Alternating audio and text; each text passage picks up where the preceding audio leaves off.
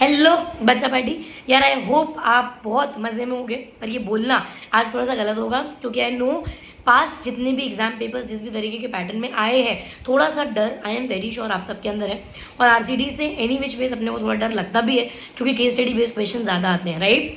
But अब एक चीज़ याद रखना, आखिरी के 2 पेपर बचे हैं, कल का और परसों का, right. Once we are done with this full and final, it's at the end, खत्म मतलब खत्म, राइट। तो अभी डरने का कुछ नहीं है, अभी सिर्फ 2 मिनट बिल्कुल अपन टाइम पास नहीं करेंगे, ध्यान से सुनना कि करना क्या है, ठीक है। आई एम वेरी श्योर कि आपने अपनी पढ़ाई अभी तक शुरू कर दी होगी, नहीं करी है आप सो के उठे हो, मस्त चाय वाय पियो, आराम से अपनी पढ़ाई शुरू करना। कैसे करना है that is more important, right. अभी किन चीज़ों पर ज़्यादा टारगेट करना है? पहला बच्चा वो बच्चा जो एंड मूवमेंट में पढ़ रहा है, मतलब शायद इसने इससे पहले नहीं पढ़ा है, अभी 1 महीने पहले पढ़ा है, अभी रिसेंटली पढ़ रहा है। आप पहले एनालिसिस शीट उठाओ, ठीक है। एनालिसिस शीट में एटलीस्ट जितने इंपॉर्टेंट टॉपिक्स दिए पहले वो इंपॉर्टेंट टॉपिक्स को खत्म करेंगे अपन, फिर will move on to some other topic, right. पहले ये करेंगे।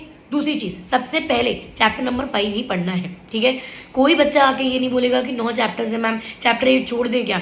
9 ही चैप्टर्स हैं, एक भी चैप्टर छोड़ के नहीं जाना है, ठीक है। आराम से मैनेजेबल है, we can do this, but on priority सबसे पहले चैप्टर नंबर 5 पढ़ना, क्योंकि इससे केस स्टडीज अगर आड़ी टेढ़ी आई तो we need to have a command on this chapter, right. बाकी 1 2 3 4 मैनेजेबल है, 6 7 8 9 भी मैनेजेबल है। चैप्टर 5 में थोड़ा सा एक चीज़ें ऊपर नीचे हो सकती हैं, तो चैप्टर 5 बहुत अच्छे से पढ़ के जाना फॉर आरसीडी, ठीक है। इसके बाद focus on chapter number 4 and chapter number 9 too much and then go to chapter number 1 2 3, ठीक है। दूसरी प्रॉब्लम आरसीडी की, मैम केसेस पढ़ते टाइम पे हमको केसेस के नाम याद नहीं हो रहे, fine with it's absolutely fine. इसका भी इलाज अपने पास है, जब याद नहीं हो रहा तभी के लिए छोड़ दो, ठीक है। तब के लिए सिर्फ प्रोविजंस आप याद कर लो, केसेस का नाम अपन कैसे याद करेंगे ना। धमाका वीक सीरीज आपको याद हुआ होगा कि एक सीएस प्रोफेशनल के लिए आफ्टर योर मैराथन अलग से धमाका वीक सीरीज होगी। उसमें उस सीरीज में एक लेक्चर स्पेसिफिकली हम लोगों ने लिया था for your case study based session. Case study session उसमें डिस्कस क्यों हुआ था?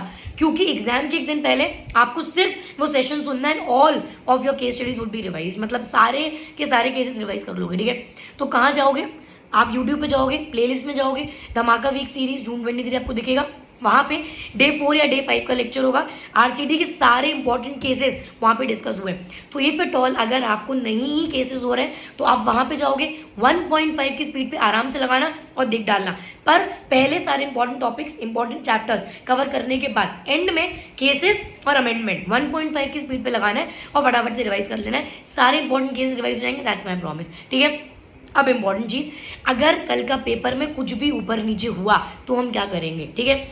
देखो वर्स्ट टू वर्स्ट क्या होगा कि बहुत आड़ा टेढ़ा कोई कंसेप्ट बेस्ड क्वेश्चन आपको एग्जाम में पूछ लिया जाएगा, राइट। सबसे पहली चीज़, अगर पेपर टेढ़ा आया, I really hope from the bottom of my heart and I know कि पेपर मैनेजेबल होगा, आप बहुत प्यारा पेपर लिख के आओगे, कोई कंसेप्ट में क्लैरिटी है ना। And I always said this, जिस बच्चे के कंसेप्ट में क्लैरिटी है उसका पेपर हिल ही नहीं सकता, कैसा भी घुमा लो पेपर अपन सॉल्व कर लेंगे, राइट। फिर भी अगर अपने को डर लग रहा और शुरुआत के 2 क्वेश्चन, आखिरी का मान लो 5th 6th क्वेश्चन भी हमें नहीं आ रहा, पूरे पेपर में सब छोड़ के सिर्फ 2 क्वेश्चन देखना जो आपको अच्छे से आता है, ठीक है। And trust me this is going to work in exam, क्योंकि वैसा पेपर देख के डेफिनेटली घबराहट होती है ना।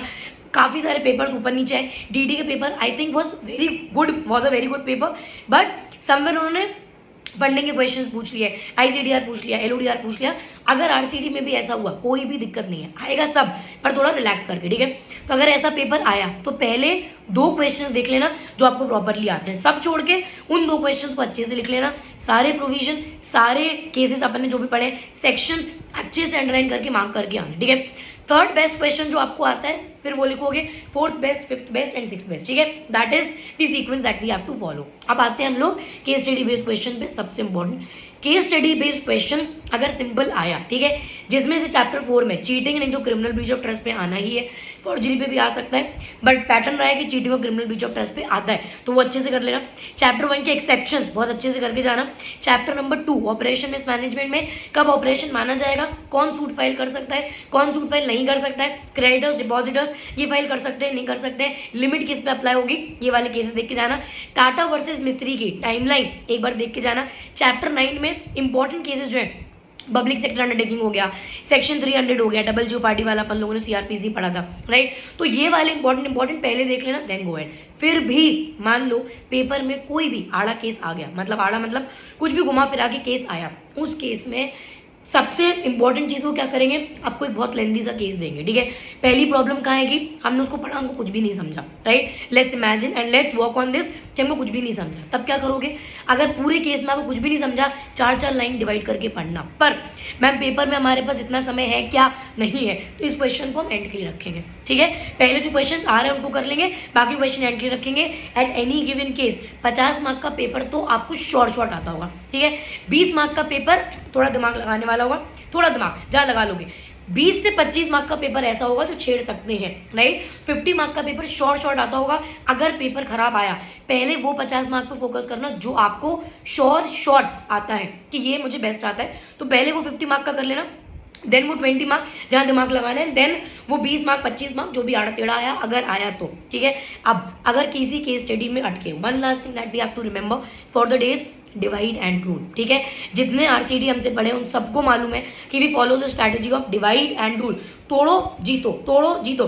4 लाइन पढ़ो, समझो, जो प्रोविजन उससे रिलेटेड आ रहा वो लिखो, और अगले 4 लाइन पढ़ो, समझो, उससे रिलेटेड जो प्रोविजन आ रहा लिखो। एटलीस्ट वो केस पढ़ के अगर आपको कुछ भी नहीं समझ में आया, आज तक आपने जितने प्रोविजन उससे रिलेटेड याद आ रहे हैं, एटलीस्ट वो लिख के आना, ठीक है। केस स्टडी पैटर्न बहुत सिंपल है, प्रोविजन, फैक्ट और कंक्लूजन, ठीक है। तो जितने प्रोविजंस पढ़ते ही 7 केस को आपको याद है, पहले उनको फटाफट से लिख लेना, then go to the facts of the case. तो वर्स्ट टू वर्स्ट केस में मान लो 2 केस स्टडीज नहीं आ रही, उसको पढ़ के जितनी प्रोविजंस याद आए सारे पहले पेपर में लिख देना, फिर फैक्ट एंड कंक्लूजन अपन खेलते रहेंगे, ठीक है। तो try to structurize your answer. और सबसे इंपॉर्टेंट चीज़ याद रखना, अगर किसी हालत में ऐसा हुआ कि आपको लग रहा है कि पेपर में शायद चीज़ें ऊपर नीचे हो सकती हैं, फिर तो एट एनी कॉस्ट 100 मार्क का पेपर अटेम्प्ट करके आना, ठीक है। कैसे भी 100 मार्क का अटेम्प्ट करके आना ही। 1 सेकंड को भी अगर आपको ऐसा लग रहा ना कि यार ये पेपर डाइसी है, इधर उधर हिल सकता है या ऊपर नीचे ले जा सकता है, पूरा 100 मार्क्स का पेपर लिख के आना, बस इस बात पे ध्यान रखना, ठीक है। हर हालत में 100 मार्क्स का अटेम्प्ट करना ही है, ठीक है। बाकी सिर्फ डरना नहीं, पैनिक मत करना। जब भी थोड़ी सा हार्ट बीट तेज होने लगे ना अगर पेपर को देख के, बस शांति से अपने दिमाग को एक बार बोलना, मैंने इस पेपर को 9 महीने, 7 महीने, 3 महीने, 2 महीना, 1 महीना, जितना भी टाइम दिया, मैंने पूरी मेहनत करके इस पेपर के लिए पढ़ा है। नाउ ये 3 घंटे में मैं नहीं हार सकता हूँ, ठीक है। ये 3 घंटे मुझे हराएंगे नहीं, 3 घंटे प्रॉपरली जैसे भी I will give my best. मैं अपना तो बेस्ट दूंगा, रिजल्ट जो होगा वो मैं देख लूंगा, ठीक है। If at all anything happens या कुछ भी ऊपर नीचे हुआ, सिर्फ 2 सेकंड अपनी आंख बंद करके सोचना, अपनी मेहनत को सोचना कि आपने कितनी प्रिपरेशन करी, कितनी मेहनत करी है, आप सबको मालूम है, दिन रात आपने करा है, अब उसको वेस्ट नहीं जाने देना है। 3 घंटे आपके हैं, 3 घंटे आपके हाथ में, आपके कंट्रोल में, रिजल्ट जो होगा वो अपन लोग देख लेंगे, right. I was there before the paper, हम अभी भी आपके साथ हैं, और रिजल्ट जो भी होगा वो भी अपन सब साथ में ही देखेंगे, ठीक है। So you don't have to worry about it. आगे पीछे सारी मेहनत साथ में करी, आगे भी सब साथ में करेंगे, कोई टेंशन नहीं है, बस इन बातों का ध्यान रखना, ठीक है। अच्छा, एक लास्ट चीज़ और, जब आप पढ़ रहे होगे ना, ये एक बहुत डिटेल सेशन हो गया है कंसिडरिंग आईसीएस है जिस तरीके के पेपर दे रहे हैं, तो जब आप पढ़ रहे होगे ना, कुछ टॉपिक्स ऐसे रह जाते हैं जिनमें एंड तक कॉन्फिडेंस नहीं आता, ठीक है। Take a blank paper. Blank paper मतलब A4 साइज पेपर, ठीक है। मान लो आप चैप्टर नंबर 5 पढ़ रहे हो, उसमें आपने सब पढ़ लिया, अभी भी 11C एंड 11D रेगुलेशन में नहीं आ रहा कॉन्फिडेंस, तो लिख लो उस ब्लैंक पेज पे chapter 5 11C and 11D cease and desist one more time, एक बार रीड करना है। एग्जाम में जाने के पहले जो आप फटाफट रिवाइज करते हो ना, उसमें उसको रिवाइज कर लेना, ठीक है। और किसी को अगर regular book, PPT book, chart book ये सब नहीं मिल रहा है और एंड मोमेंट पे अटके हो, चार्ट बुक से पढ़ लेना, नहीं मिल रहा है, I have already circulated a June 23 kit, ठीक है। जून 23 किट हमने ऑलरेडी सर्कुलेट कर दी है, आपको सब कुछ वहाँ पे मिल जाएगा, amendment, analysis sheet, your regular book, question book, PPT book, everything is there, ठीक है। बस काम डाउन होकर पढ़ना, आखिरी पेपर है, ओपन बुक है अपन वापस मिलेंगे, बट ये एक अच्छे से पढ़ना, ठीक है। पेपर में क्या बोलना है याद रखना, पैनिक नहीं करना, अपनी मेहनत है, अपन अपना 200% दे के आएंगे, 100 नहीं 200 देना है, रिजल्ट जो होगा हम और आप साथ में मिलकर देख लेंगे, ठीक है। चल, ऑल द वेरी बेस्ट वाले एग्जाम, कल अपन वापस मिलेंगे, पेपर दे के आना, बताना फटाफट से कि कैसा हुआ, और वहीं पे बस कहानी खत्म कर देना, ठीक है, फिर सोचना नहीं है, डन। चलिए, all the best, tata, see you, bye bye and take care.